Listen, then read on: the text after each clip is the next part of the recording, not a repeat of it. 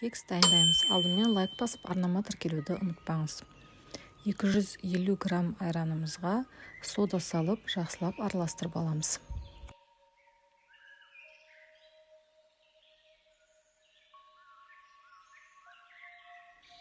Бір жұмыртқа кез келген қант алмастырғыш салып, жақсылап араластырамыз. Менде Фитпарат номер 7, содан 3 қасық салдым.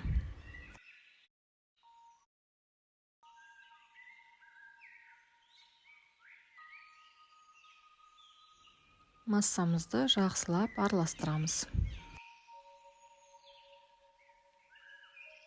Енді массамызға ерітілген сары майымызды құйып, тағы да араластырамыз.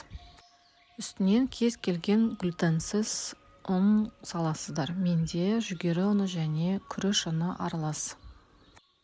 Әркімнің ұны әртүрлі, сондықтан масса қою болғанға дейін ұн қосасыз. Осындай қою масса шығады, енді формаға салып, 180 градуста қызартып пісіріп аласыздар.